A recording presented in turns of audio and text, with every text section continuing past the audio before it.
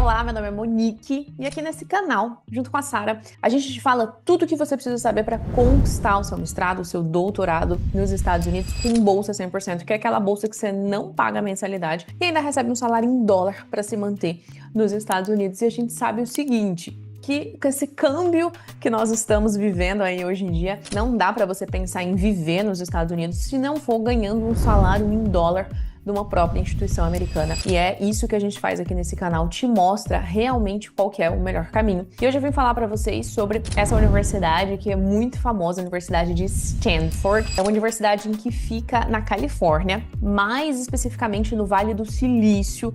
Talvez por isso aí é uma universidade tão famosa, tão requisitada. As pessoas, principalmente da ciência, da tecnologia, ciência, computação, elas gostam muito de aplicar para Stanford. E sim, Stanford é uma universidade que tem mestrado, que tem doutorado com a bolsa 100%. Não paga mensalidade e recebe um salário em dólar. Então sempre lembra disso. Não paga mensalidade e recebe salário em dólar. Agora é o seguinte, para você ser aceito em Stanford, obviamente que precisa de toda uma preparação. Você precisa estar preparado para aplicar numa universidade que está simplesmente no Vale do Silício. Imagina, você aplicando para Califórnia, você já sai ali do lado, você vai poder trabalhar no Google, numa Apple, numa Microsoft. Só que é o seguinte, principalmente nessas áreas aí mais da tecnologia, a competitividade acaba aumentando em Stanford. Só que assim, existe estratégia para você aumentar a sua chance, mesmo nessa competição brutal.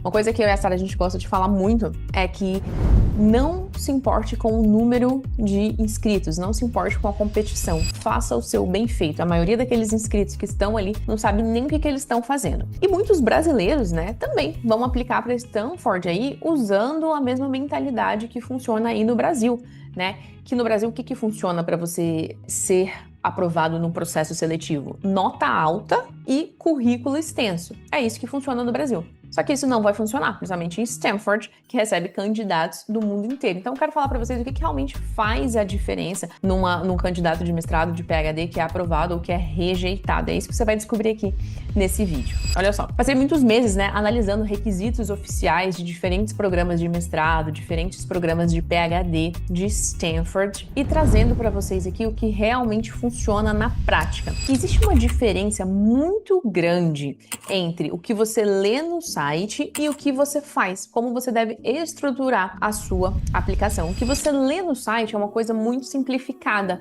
é uma coisa muito objetiva que eles colocam ali. Só que você precisa de estratégia por trás do que está ali naquele website da universidade. Stanford, eles são muito claros em relação ao que eles querem ver nos candidatos deles. Eles querem candidatos que demonstrem potencial para fazer as pesquisas de alto nível que eles desenvolvem lá dentro de Stanford, que é no Vale do Silício. Então, pessoal, quando eu falo de potencial, e a gente fala muito sobre potencial aqui nesse canal, não é o que você já fez.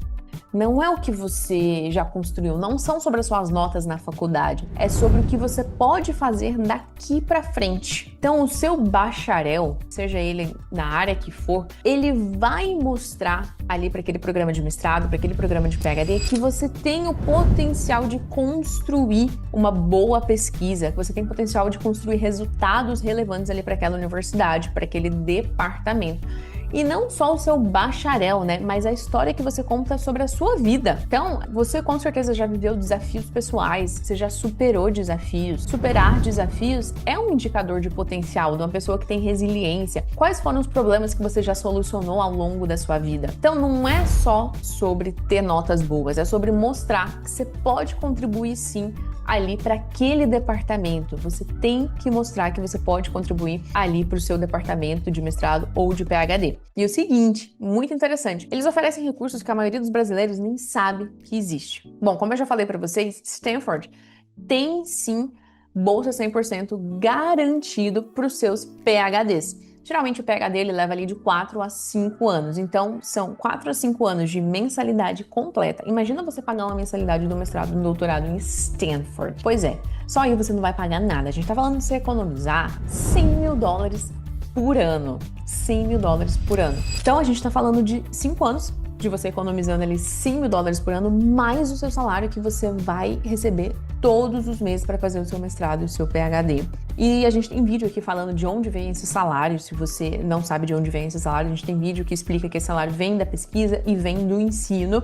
E esse salário, ele é feito para ser o suficiente para que você viva ali naquela cidade. Todas as universidades dos Estados Unidos que oferecem bolsa 100% de mestrado, doutorado, elas calculam o salário base do aluno para que ele possa viver com qualidade de vida naquela cidade com aquele salário. Então, provavelmente vai ser um salário bem alto para que você consiga viver ali no Vale do Silício, que é uma região muito rica da Califórnia. Se você compara um salário do Vale do Silício com um salário de uma pessoa que mora no Kansas, você vai ver que o salário do Vale do Silício vai ser muito maior e a pessoa do Kansas vai estar aqui. No entanto, os dois vão ter o mesmo padrão de vida, a mesma qualidade de vida. Então, isso significa que se você for aceito, você não vai precisar se preocupar com dinheiro durante o seu doutorado. Então vamos lá. 5 passos estratégicos aqui, baseado no que existe lá no site de Stanford, mas que eu vim trazer para vocês aqui a estratégia por trás. Seguinte, esse primeiro passo aqui, ele não está claro dentro do site dos programas de mestrado e doutorado, que é o alinhamento com professores. Por quê? Uma das coisas que você tem que demonstrar, como eu falei aqui nesse vídeo, é que você tem potencial de contribuir para aquele programa. Existem 3 pilares, né, para você demonstrar para o programa. É potencial, comprometimento, que você não vai largar aquele programa, e alinhamento. O que é essa parte de alinhamento? É você mostrar que aquele programa de PhD, seja na área, seja qual for a sua área, dentro ali da Universidade de Stanford, ele oferece algo que você realmente gostaria de fazer por 3, 4, às vezes até 5 anos. Existe alguma coisa ali que realmente você gostaria de fazer por 3, 4 anos? Então, você precisa de mostrar esse alinhamento. Então, você faz esse alinhamento com professores. Como é que você faz isso? Você vai identificar 3 professores dentro do PhD ali que você quer cursar e, de novo, o PhD da sua área. Qual que é a sua formação? Eu sou formada em administração, ciências da computação, letras, direito, administração. Então seu PhD é na sua área de formação. Você vai identificar dentro do PhD da sua área de formação 3 professores que trabalham com assuntos que você se interessa. E isso não está claro no site, mas isso não é opcional, isso é fundamental, porque na sua carta de motivação, que é um dos documentos ali da aplicação, você precisa mencionar esses professores, porque isso mostra que você tem um dos 3 pilares, que é o pilar de alinhamento. Então mostra que você está alinhado, que você vai entrar naquele programa alinhado com o que ele tem para te oferecer. Passo número 2, documentação completa. Você precisa preparar toda a documentação exigida ali por aquele departamento de PhD que você vai aplicar. Então, você vai fazer uma conta, um login, uma senha, abrir um portal de aplicação e ali você vai submeter documentos que são carta de motivação, currículo, 3 cartas de recomendação, os seus históricos acadêmicos, né? Se você tem uma graduação, 2 graduações, todos os seus históricos.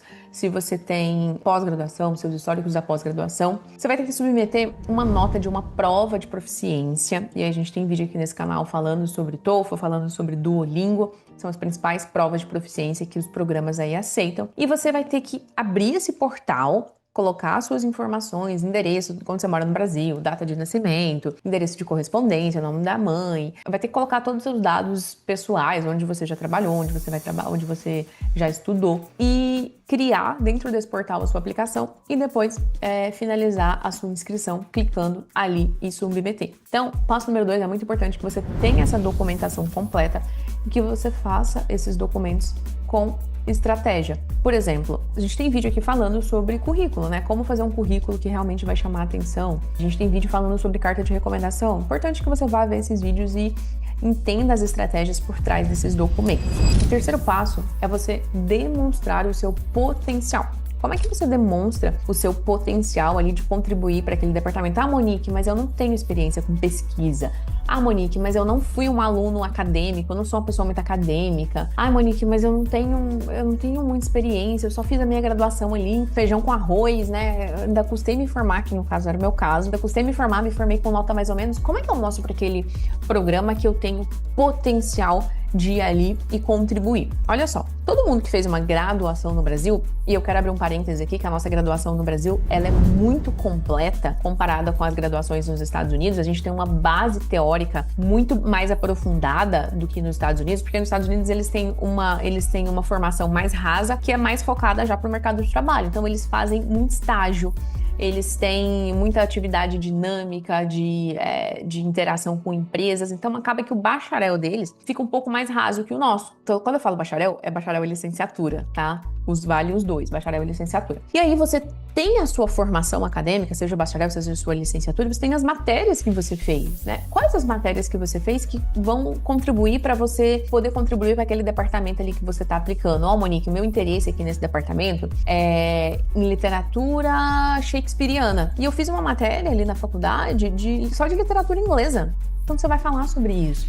Ah, Monique, o meu interesse aqui nessa universidade é musculação para idosos. E eu sou personal trainer. E aí, eu já tive 20 alunos que eram idosos. Isso conta. Então, você vai mostrar o potencial através das matérias que você fez no bacharel, na sua licenciatura. Você vai mostrar o seu potencial através das suas experiências que você teve de trabalho. Se você teve experiência acadêmica, você vai convergir essas experiências para mostrar que você vai conseguir aprender o que eles têm para te ensinar ali. Porque um mestrado, um PhD, não é sobre você entrar um expert, é sobre você sair um expert. Você vai entrar num nível básico. A partir dali você vai aprender mais e mais e mais. E aí sim você vai sair um expert. Então você só precisa mostrar que você tem o potencial de aprender o que eles querem te ensinar. É só isso. Você consegue aprender o que eles querem te ensinar? Consigo. Como que você vai mostrar isso? Eu fiz um bacharel, eu fiz uma licenciatura, eu tenho experiência de trabalho, experiências específicas, eu tenho desafios que eu superei, né? Eu precisava pegar 2 horas de ônibus para ir para a faculdade todo dia, ou então eu trabalhava e fazia faculdade todo dia, ou então eu tinha filho e fazia faculdade. Eu já superei desafios, eu sou uma pessoa resiliente, eu sou uma pessoa que tem comprometimento.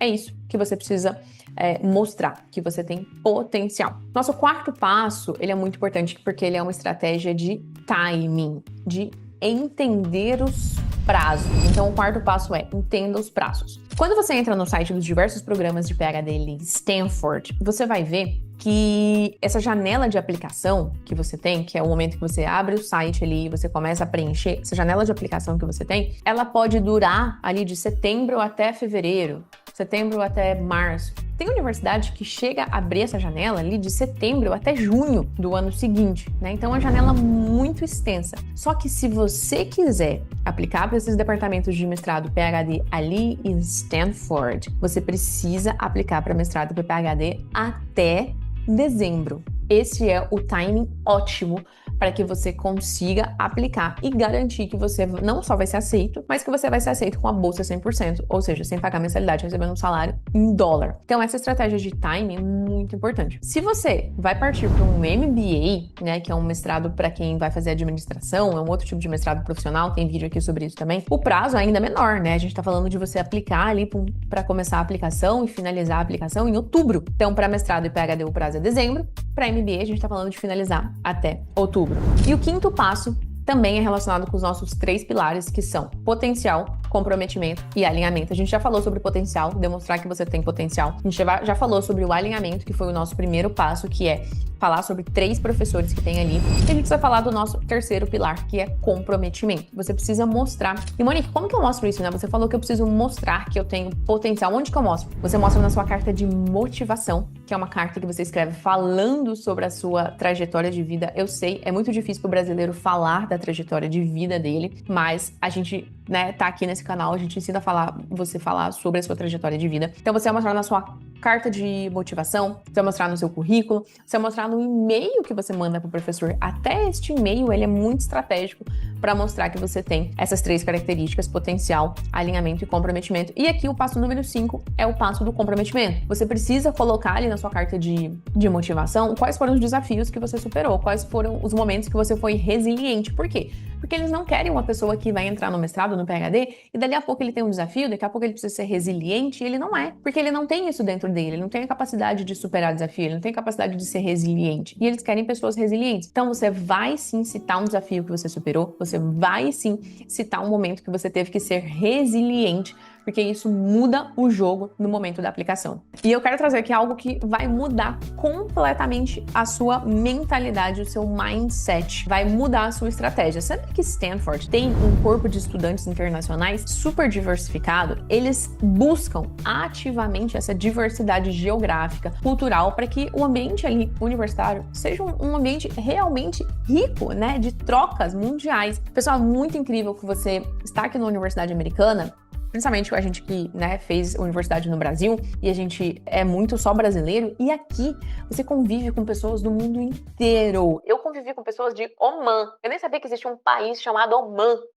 Eu convivi com pessoas de países da Ásia que eu nem sabia que existia. Então, isso significa que ser brasileiro não é uma desvantagem. Pelo contrário, né? É um diferencial. Você tem que saber posicionar a sua brasileiridade. O fato de você ser brasileiro, você tem que saber posicionar o fato de você ser brasileiro, do país que você veio, né, do Brasil, ser um país que tem uma graduação, que tem bases muito fortes, ser um país que é altamente diversificado, né? O Brasil, ele tem contribuição de muitas culturas no mundo. Isso é uma coisa muito legal do Brasil. Então, o segredo, né, é você mostrar como que você ser brasileiro vai contribuir ali para a diversidade, para enriquecer o ambiente cultural daquele programa. E isso também você pode fazer tanto na sua carta de motivação, quanto às vezes os programas de PhD, de mestrado ali dentro de Stanford, pedem para você fazer um documento falando só sobre a sua diversidade cultural. Como que você vai contribuir para a diversidade cultural ali daquela universidade. Olha só, quero saber aqui de vocês quais desses 5 passos você já tá aplicando. Você já sabia que existia, você já tá aplicando, e qual foi o que mais